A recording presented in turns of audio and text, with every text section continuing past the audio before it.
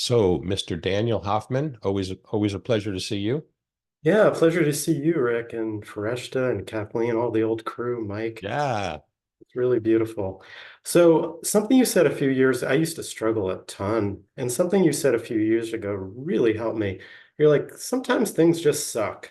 So you let it suck. Yeah. Yeah. And that was my experience with struggling. I used to fight it. It's like, I can't struggle. I'm a releaser. I'm into peace and all I'm that stuff. past that, right? Yeah, yeah, yeah. But then I just said, hell with it. Let me struggle. And then it goes away real quick. Right? Yeah. Yeah. Whatever we allow disappears. Whatever we resist persists. Yeah, absolutely. Because when I first started releasing, at least the ego mind, I wanted to get something from releasing, right? Yeah. There was an objective. Here it is, peace, freedom, blah, blah, blah. Yeah. And now I'm starting to realize that there is no objective. Whatever Wow. happens is totally okay, right? But the more, as you say, the more we dwell in the self, then to us it's okay. There's no reaction. It's like, oh, this needs to be taken care of. I need to address this. Of course, there's conflict and difficulty still in my life, Sure. right? But I'm not resisting it like I was. Yeah. Yeah. It's nice, isn't it? It really is nice. And I still do releasing, I want to say that. Yeah. But it's from a different perspective. Yes. Not trying to get something, not trying to get Beautiful. rid of anything either. It's just Nice. something that I noticed has a beneficial effect, so I keep on doing. And I run into obstacles, and my mind fights it, so I just do the process and whatever. But it's not a Yes. big deal. Like when I first started, this was a big deal, and I think that's a huge shift. Hmm. It is huge. And it's all as we deepen our understanding with this work, then our perspective changes. I remember Lester saying once that when you're totally free, when you're awakened, he said, nothing changes except your point of view. That's it. Yeah. Releasing is beautiful. Releasing and this understanding what releasing is was a question that I had. And at first I thought, like many of us, releasing is the questions, is it wanting this, that, what, and letting go. Releasing is simply the uncontaining of compressed or contracted contraction of this infinite consciousness into something that has seemingly has some density or substance to it. It's a suppressed feeling or something like that. But this compressed, contained energy wants to be released. That's the natural flow. That's what we've been talking about. Releasing is letting that happen. So in the beginning, questions can help because we're so identified with wanting approval and control. So just in the beginning, we're so intimately identified with the experiences of our life and our feelings that there's no separation between me as an observer and that which is being observed. In the beginning, it's just one and the same. And then we realize, no, I'm not my feelings. I have feelings. Oh, I can release them. What's underneath them? And that causes us to step back and discern the difference between, what's really going on. And that's a beautiful way to free ourselves. But then you get to the point of realizing, I don't need to do any of that. But releasing when it feels appropriate, I still do it. There are still things I feel, and I just like it's just an opening. It's just allowing. So that's beautiful. I'm glad you shared that, Daniel. Oh, you're very Yeah. welcome. So glad to be here. Yeah, it's great to be here.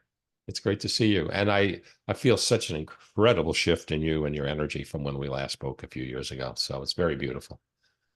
Great. Yeah. But you have to brace yourself, Daniel. I guess we should have warned you in the fine print here. It just keeps getting better. You okay with that? Totally. Good. All righty. Yeah. Stay well. You too.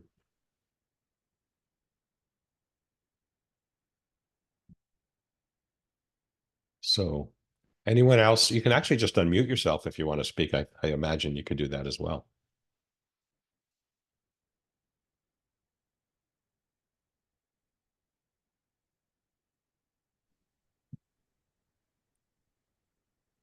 Good morning. Hey, Josh, Shadi. Good morning. Hello. Hi, guys. I don't really have much commentary other than this is such a sweet reunion, and it's so beautiful to see everyone's shining faces and presence and feel it. It's just such a gift. So Yes. thank you so much for calling us together and offering this. to everybody. showing up. Yes. It is a gift when like-minded people get together. There is a collective energy. It's a beautiful energy of our shared understanding that we all can sort of just relish and be with. So yeah, Yeah, the holy company. holy company. Now, Lester always said that, keep holy company. Pay attention to who you hang out with. Thank Good. you. Yes. Thank you. Mm.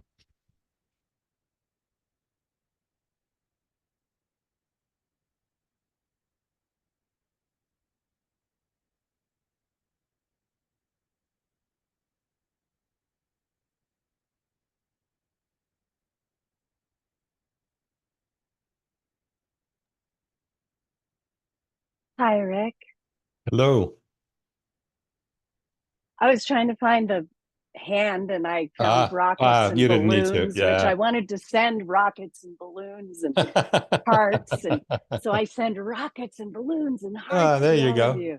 Well, You know, something else I love about this process and how the more we explore it, as you've always encouraged, to really explore our own process, explore our own beingness, our own nature, that not only does our life become so much easier, I love how more deeply compassionate I can feel toward myself and others, because when you're having an interaction with somebody, you know, years ago, I would be like, what is wrong with them? And you'd want to change them and all of these things. yeah.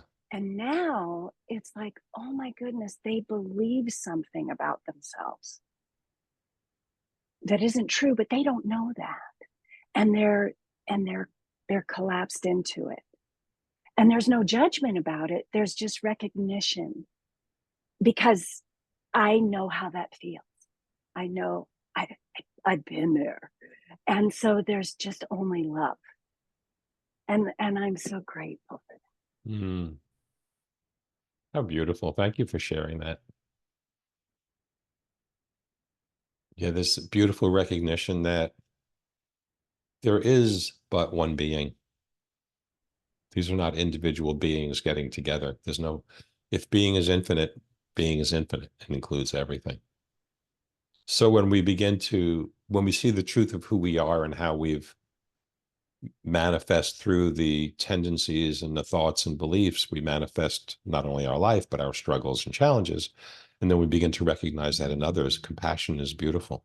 Compassion is an opening of the heart and an understanding. So that's a beautiful thing that you shared, Kathleen, and that you're seeing. Yeah. Let me see. Raising my hand. Okay. Yes, Madeline, we hear Madeline you. All here. you Just- really need to do, anybody forget the raising hand Yeah. sign, that doesn't seem to work. Just unmute. Thanks. So I think I know how to do it, but it'll take me time. But it's just beautiful to be with everybody. My heart is full. I love the sharing and the reminders, Rick, and also from a place of, yeah, you know, I mean, I used to wake up in the morning and feel fine, and then it would come, what do I have to do? What do I have to take care of? What do I have to, Yeah. you know, and just recognizing that as kind of, what is that Charlie Brown teacher, wah, in my head. And, you know, that it's just noise, like a sore Mm. thumb. It's not who I am. It's just a Mm. thumb.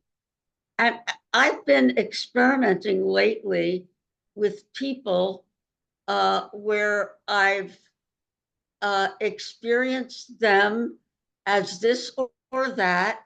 And I have an expression which came to me the other day.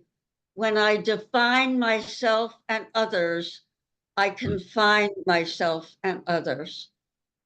So to let go of pictures that I have of myself, you know, little Madeline, and other people, and have that be a firm story that I Mm. don't have to buy into just because I'm experiencing them in a certain way, that's not the definition of who they are, to let go of my picture of who they are. And I had two wonderful gains this week based on just, letting go of my defining them. So I just wanted Yes, to share that. Yeah, that's beautiful. Thank you. yeah. Thank you. Yeah.